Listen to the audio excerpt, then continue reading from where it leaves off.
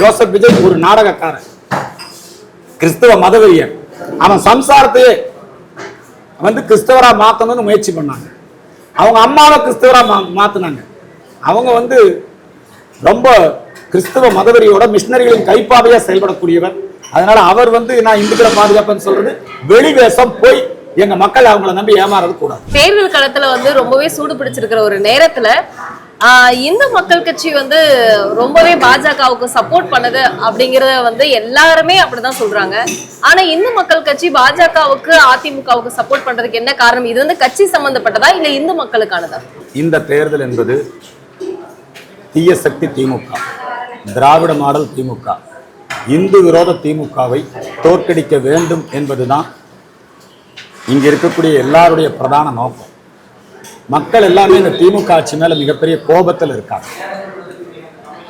திராவிட முன்னேற்ற கழகத்தினுடைய துணை முதலமைச்சர் உதயநிதி ஸ்டாலின் சனாதன இந்து தர்மத்தை, கொசு, டெங்கு, மலேரியா, சனாதனத்தை எதிர்க்கக்கூடாது, அழிக்கணும்னு பேசுறார்.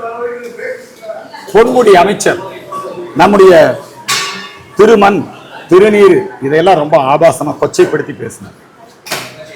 பல நேரங்களில் சனாதன இந்து தர்மத்தை இழித்து பழித்து திராவிட மாடல்ங்கிற பேர்ல, பெரியாரியம் அப்படிங்கிற பேர்ல பேசுறாங்க. எனவே இந்த தமிழகம் என்பது சங்கிகளின் பூமி, சனாதன பூமி. இந்த ராமேஸ்வரம் புண்ணிய பூமி, சிவபூமி. சனாதன தர்மத்தினுடைய ஆணிவேர் இந்த ராமேஸ்வரம்.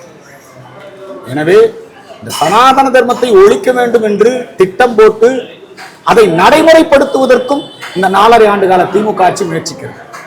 இந்த நேரத்துல நாம இந்து மக்கள் கட்சி கொள்கை வேற, பிஜேபி கொள்கை வேற, அதிமுக கொள்கை வேறன்னு பார்த்துட்டு இருக்க கூடாது. இது யுத்த களம், ஜனநாயக தேர்தல் களம். இப்ப நம்ம எல்லாரும் சேர்ந்து ஒரு கூட்டணி அமைச்சிருக்கிறோம். இதுல அதிமுக பாஜக கூட்டணி, ஐயா அமித்ஷா அவர்களும் அண்ணன் எடப்பாடி அவர்களும் இணைந்து இந்த தேசிய ஜனநாயக கூட்டணி உருவாக்கி இருக்கிறாங்க. அதனால இந்த திமுக ஆட்சியை, இந்து விரோத ஆட்சியை அகற்றுவது ஒன்று மட்டுமே பிரதான நோக்கம்.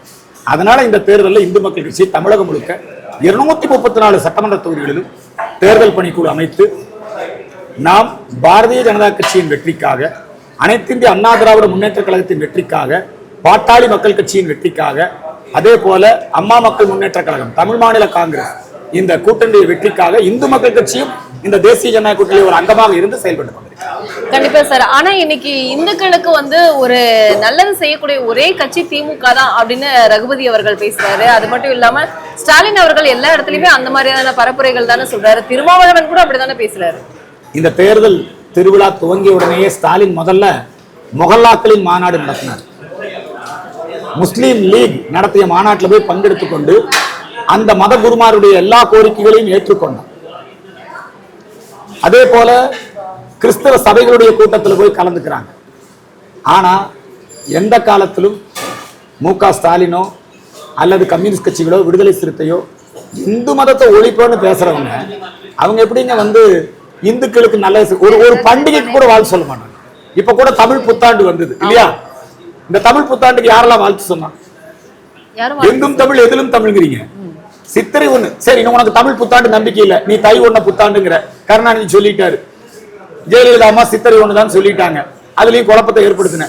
சரி, சித்திரை திருநாள் வாழ்த்துக்கள் சொல்லலாம் கண்டிப்பா. அப்ப இந்துக்கள் மேல ஒரு வன்மம், தமிழர்கள் மேல ஒரு வெறுப்பு. இவர்கள் எப்படியாவது இந்த மண்ணிலே பிரிவினைவாதம், பயங்கரவாதத்தை விதைக்க நினைக்கிறார்கள், சனாதன தர்மத்தை அழிக்க நினைக்கிறார்கள்.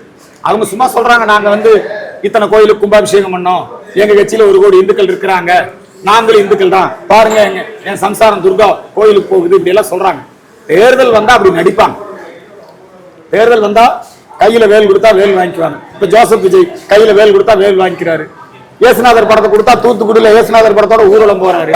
ஆகவே இது நடிப்பு, போட்டோ ஷூட். அரசாங்கம், இந்து சமய அறநிலையத்துறை அமைச்சர் எங்க கோயில்ல கும்பாபிஷேகம் பண்றதுக்கெல்லாம் செலவு யார் பண்றான்? பக்தர்கள் காணிக்கையில நீங்க கும்பாபிஷேகம் பண்றீங்க. மசூதிகளை புனரமைக்க, சர்ச்சுகளை புனரமைக்க பொது நிதியில் இருந்து நீங்க பண செலவு பண்றீங்க. நம்ம உபயதாரர்கள் மூலமா நடக்கக்கூடிய இந்த விஷயத்தை எல்லாம் நீங்க செஞ்ச சாதனையா சித்தரிச்சுக்கிறது விளம்பரம் தேடிக்கொள்ளும் அரசு, அறநிலையத்துறையிலே திமுக கொள்கைகளை திணிக்கக்கூடிய அரசு. எனவே நாங்கள் இதை எதிர்க்கிறோம். அவர்கள் பகல் வேஷம் போடுகிறார்கள். இப்ப இந்து மக்கள் கட்சியினுடைய கருத்து கணிப்பு இந்துக்கள் வந்து கண்டிப்பா எதிராக தான் இருக்காங்க திமுகவுக்கு அப்படின்னு நீங்க நினைக்கிறீங்களா? அதாவது எல்லா இந்து உணர்வு பெற்றவர்கள் திமுக எதிர்பார்ப்பாங்க. இந்த இந்துக்களை வந்து தமிழ் உணர்வு, ஜாதி உணர்வு, புரியுதுங்களா, அதே மாதிரி கட்சி உணர்வு, இப்போ ரசிகர் மன்ற உணர்வு, இப்படி இந்துக்களுடைய ஓட்டு தான் பிரிஞ்சிருக்குது. நம்முடைய இந்த கரூர்ல ஜோசப் விஜய் பார்க்க போய் நெரிசல்ல செத்தவங்க எல்லாம் யாரு? இந்துக்கள் தான். ஒரு முஸ்லீம் கிறிஸ்தவன் செத்துருக்கானா? இல்ல. சினிமா மாயைக்கு முஸ்லீம் கிறிஸ்தவர்கள் ஆட்பட்டு இருக்காங்களா? கள்ளச்சாராயில செத்தவங்க எல்லாம் யாரு? இந்து. அதிலும் தாழ்த்தப்பட்ட மக்கள். எங்காவது ஒரு முஸ்லீம் கிறிஸ்தவன் கள்ளச்சாராயத்துல சாவானா? ஆக இந்துக்களை வந்து சாராயத்தை கொடுத்து ஜாதியை சொல்லி சினிமாவை காட்டி இந்துக்களை பிரிச்சு வச்சிருக்காங்க. இந்து உணர்வு உள்ளவர்கள், விழிப்புணர்வு பெற்றவர்கள் மட்டும்தான் இந்து மக்கள் கட்சியினுடைய இந்த பணியில இணைந்து தங்களை செயல்படுத்திக் கொண்டிருக்கிறார்கள். போதிய அளவு இந்து வாக்காளருக்கு விழிப்புணர்வு ஏற்படுத்த வேண்டும். புரியுதுங்களா? முஸ்லீம்கள் 100% வாக்களிக்கிறோம், கிறிஸ்தவர்கள் 100% வாக்களிக்கிறோம். இந்துக்கள் அப்படி இல்லை, இந்துக்களாக வாக்களிப்பது இல்லை. ஐயப்பன் மலைக்கு நிறைய கூட்டம் வருது, ராமேஸ்வரத்துக்கு நிறைய கூட்டம் வருது. ஆனா ஓட்டு போடும்போது போய் யார் இந்த ஐயப்பனை இழிவுபடுத்துகிறார்களோ, யார் இந்த சிவபெருமானை இழிவுபடுத்துகிறார்களோ, யார் முருகனை இழிவுபடுத்துகிறார்களோ, அந்த நேரத்தில் மட்டும் முருகர் மாநாடு நடத்தணும், நாங்க வேலை எடுத்துட்டு நிக்கிறோம், துர்கம்மா கோயிலுக்கு வந்தாங்க, நாடகம் ஆடுவாங்க. எனவே இந்துக்கள் ஏமாறக்கூடாது. இன்னும் இந்துக்களுக்கு இந்து உணர்வை ஏற்படுத்த வேண்டும் என்கிற அடிப்படையில தான் இந்து வாக்கு வங்கியை உருவாக்க வேண்டும் என்பதற்காகத்தான் இந்த தேர்தலை நாம் சந்திக்கிறோம். இப்போ இந்துக்களுக்கு சப்போர்ட் பண்ணக்கூடிய இந்து மக்கள் கட்சி, ஆனா அதனுடைய தலைவர், அதாவது நீங்க வந்து இந்து வெறியன் அப்படின்னு சொல்லிட்டு மக்கள் மத்தியில ஒரு கருத்து உலாவுது. அதாவது இந்து வெறியனா இருந்தா தப்பு இல்லை. ஏன்னா இந்துக்கள் எல்லா கடவுளையும் கும்பிடுவாங்க. புரியுதுங்களா? இந்துக்களுக்கு வந்துங்க சிவன், விஷ்ணு, முருகன், கணபதி, இப்படி எல்லா கடவுளையும் நம்ம கும்பிடுவோம். கூட ஒரு இயேசுநாதர் வச்சா அதுக்கும் நம்ம கும்பிடு போட்டு தீபாராதனை காட்டுது. நமக்கு வந்து எந்த வழிபாட்டு முறை மேலையும், அது முஸ்லீமா இருக்கலாம், கிறிஸ்தவரா இருக்கலாம், ஜெயினர்களா இருக்கலாம், புத்தர்களா இருக்கலாம், வழிபாட்டு முறையில நம்ம யாரையும் வேறுபடுத்தி பார்க்கறது. சனாதன தர்மம் ஒன்றே குலம் ஒருவனே தேவன் என்று சொல்லக்கூடியதான் சனாதன தர்மம். இதுல வெறித்தனத்துக்கு இடமே இல்லை. அன்பே சிவம். புரியுதுங்களா? எல்லோரும் இன்புற்று இருப்பது அன்றி வேறொன்று ஏன் பராபரம். அதனால இந்து வெறியரா இருந்தா அவன் வந்து உலக சமாதானத்துக்கும் மக்கள் மத்தியில அமைதிக்கும் போராடுவதில் வெறியா இருக்கான், வேகமா இருக்கான்னு அர்த்தம். அதனால ஹிந்து வெறி, மதவெறி என்பது ஒரு கிடையாது. மதவெறியா இருந்தா தப்பு, நமக்கு மதவெறி. இப்போ இந்துக்களுக்காக நானும் போராடுவேன் அப்படின்னு விஜய் அவர்கள் வந்திருக்காரு. இப்போ விஜய் கண்டிப்பா இந்துக்களுக்கு சப்போர்ட் பண்ணுவார் அப்படின்னு நீங்க நினைக்கிறீங்களா? ஏன்னா அவர் ஒரு கட்சியாவே மதிக்கல அப்படின்னு சொல்லிட்டு கனிமொழி அவங்க சொல்லியிருக்காங்க. ஆமா, விஜய் வந்துமா அவர் எப்படிமா இந்துக்களுக்காக போராடுவாரு? எப்படியாவது கிறிஸ்தவ நிறுவனங்கள், இப்ப நீங்க சொல்ற மாதிரி ஒன்றே குலம் ஒருவனே தேவன் மாதிரி தானே பிறப்புக்கும் எல்லாம் உயிருக்கும் அப்படின்னு அவரும் சொல்றாரு.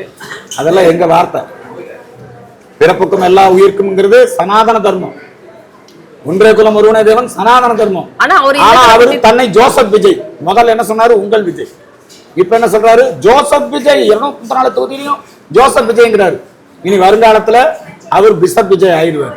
ஏன்னா அவருக்கு பின்னணியில் இருக்கிறது போல கிறிஸ்தவ நிறுவனங்கள், அவருக்கு எல்லா சர்ச்சைகளையும் இப்பவே சொல்லிட்டாங்க.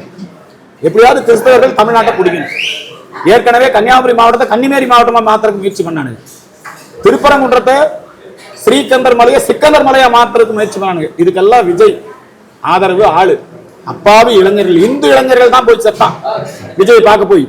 இந்து பெண்கள் தான் விஜய் பார்க்க போய் இப்படி எல்லாம் வந்து பாதிக்கப்படுறாங்க.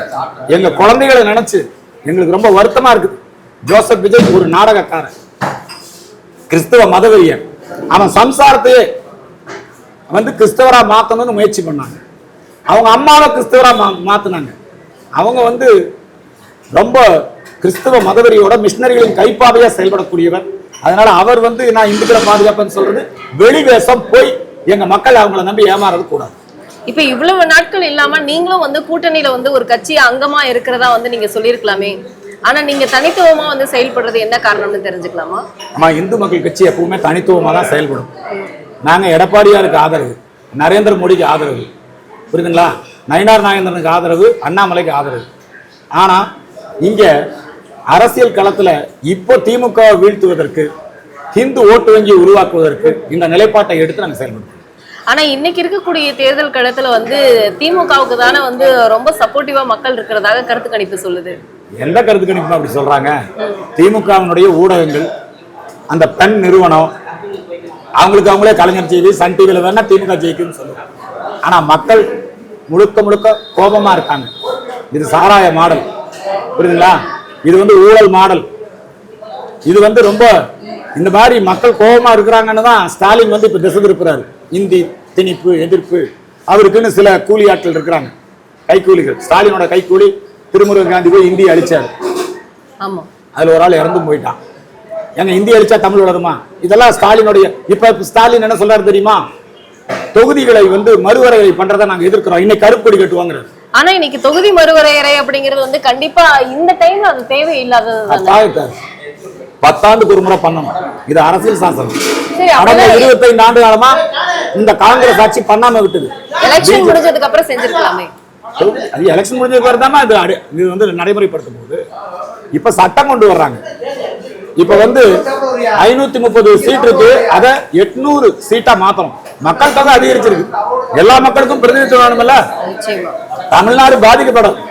தமிழ்நாட்டினுடைய சீட்டு ஏறத்தாழ 10 சீட்டுக்கு பக்கம் அதிகரிக்க போகுது. நமக்கு நல்லது தானே. 59 எம்பி கிடைச்சா நல்லது தானே. இப்ப எவ்வளவு இருக்கு? 39 எம்பி. ஒரு 49 எம்பி ஆனா நல்லது தானே. இந்த கெட்டணம் முடிச்சோம் ஸ்டாலின், புரியுதுங்களா?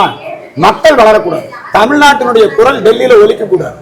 இந்த கெட்டணத்தின் அடிப்படையில மக்கள் மத்தியில பொய்யான கருத்தை சொல்றாங்க.